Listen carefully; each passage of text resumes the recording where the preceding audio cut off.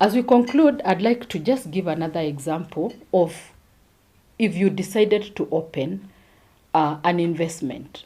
Like, for example, Safaricom runs an investment program called the Mbao Pension Fund, where you deposit 20 shillings on a daily basis.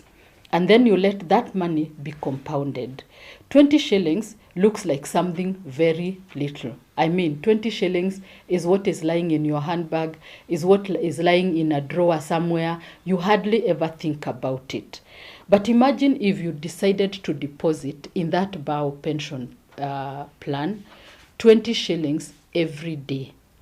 At the end of, let's say, 30 years, if you do that diligently, you have adopted the long-term view that we are saying, and you've decided you want to earn from compound interest.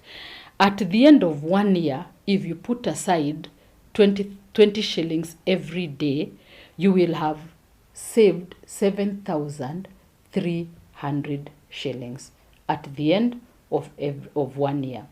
So if you consistently do that for 20 years, for 30 years, let's say at 30 years is when you want now to remove your money or to check what is it that you have been earning.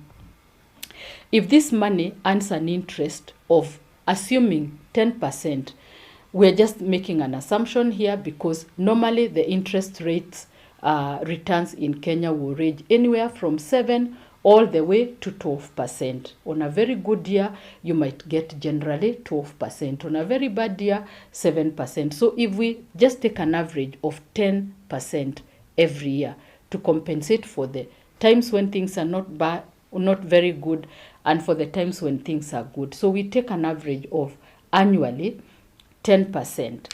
So in 30 years, your own contributions of 20 shillings every day will be 200,000 and 216,000.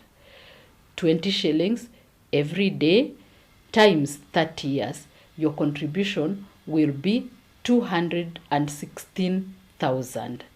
But the interest that you earn from that compounding will be 1,042,000.